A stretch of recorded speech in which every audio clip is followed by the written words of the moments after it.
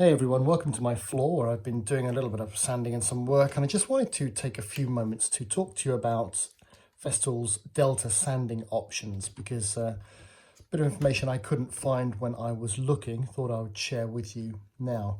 I needed a Delta sander because obviously I wanted to get into the corners of some work I was doing. If you've got a piece like that, a circular sander won't get into the corner, so you need one of these, what's called a Delta sander. It's got a delta at the front and you can poke into a corner. Looking at the various different options, thought I would show them to you so you could make a decision yourself.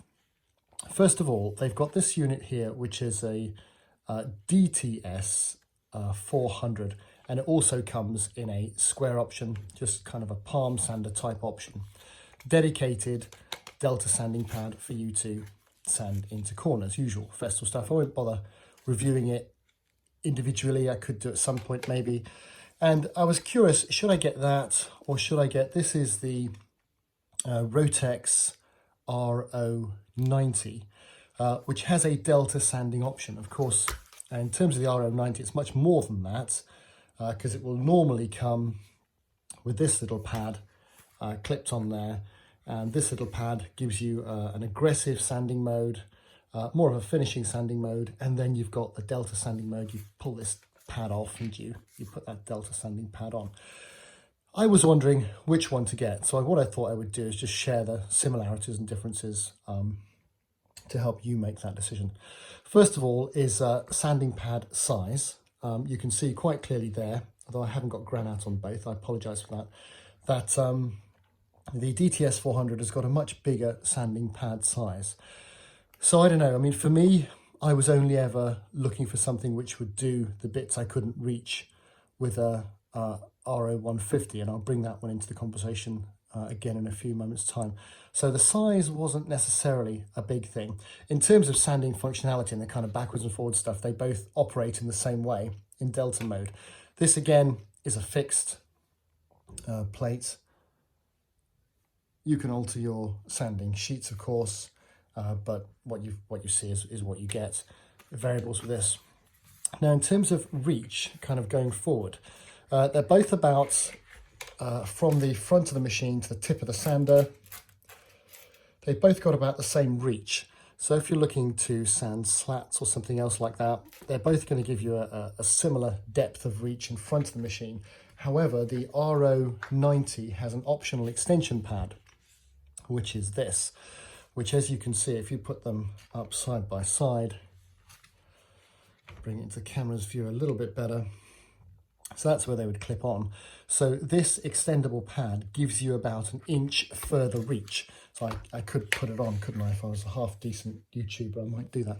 But it gives you about an inch, further reach than you would get from the other two machines. So if you're looking at slats or something and you need to sand inside, this is a good option for you. The downside of this, of course, is that you don't have the wonderful Festool vacuum system as functional as otherwise might be, because you haven't got holes going through to the vacuum system there. That's solid, if you like. So, you know, if you're using that long term, you wouldn't get the normal decent Festool functionality in terms of dust extraction. So that's one difference to consider. The other thing, I suppose, is height of the machines. Now, for me, you can see that this one here, the DTS 400, is a taller machine. The weight of the machine is more centered around nearer to the tip, the middle and the tip. So you hold it like that and you do your sanding like that, which is okay. But I was constantly trying, I noticed with this, I was constantly trying to hold it further back for some odd reason. Maybe that's because of what I'm used to holding in terms of other machines. Whereas this one, you would hold it more typically there like that, a bit like an iron, really. And you'd hold it like that and kind of do your Delta sanding like that. I have seen people holding them like that.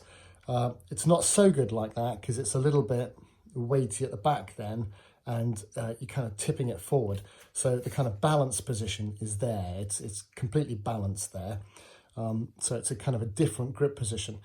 For me, it wasn't that which mattered so much, but the height. with this one as well, I was finding I was holding it too high, and I felt too far away from the work I was sanding, and I kept wanting to grab it down there so I could be closer and more controlling of the tip. I don't know, maybe that's a personal thing, but that felt a little bit too high for me, and I much preferred just holding this lower down. I suppose, depending on how many sanders you're going to use and how many you're going to own, you might prefer the bigger base of the DTS 400, because, you know, that's a considerable difference. And the other thing to note, of course, the protector that comes with the RO90 doesn't fit on when you've got the Delta base. So if you want to protect, I don't know, if the work you're doing requires you to be very, very careful about the edges perpendicular to the piece that you're sanding, well, maybe that's another argument for the DTS 400. I don't know. Of course, for me, I'm only ever using the Delta functionality for very small areas, because if I'm looking at doing the bulk work, I will bring in, of course, the RO150, which is just much bigger than everything else. I mean, if you think this is the sanding area of the RO90, which is just, you know, tiny compared. If you're doing lots of removal, this is the boy you want, you know, but maybe you don't want to have that many different sanders in your pack. Maybe you can't justify the expense depending on how long you use them. But again, you can get the further reach with the RO90. So those are two kind of good things, good considerations in terms of which machine you might want to buy. I know for me, I was looking for that information. I'm probably going to stick, if I'm honest, with the RO90, only because it does give the other option of the much more useful kind of heavy sand removal on occasions when you need to. If I'm honest, right, the reason I did it, because if you're thinking about prices, the RO90, generally speaking, depending on where you are, is between 30 and 50% higher in cost than the DTS 400. So that's quite considerable, that 30 to 50% increase. I got this literally a month old for the same price as I could have got this.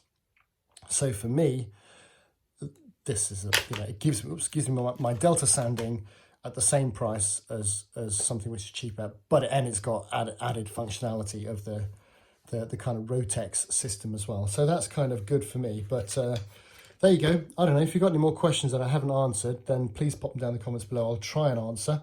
Also, if you find this kind of thing useful, do me a huge favor, click that subscribe button. Just because it kind of makes a difference to the algorithms and stuff on YouTube. And any of the comments, please put them down below. Thumbs up if you like it, thumbs down if you don't. And I'll see you on the next one. Thanks for looking.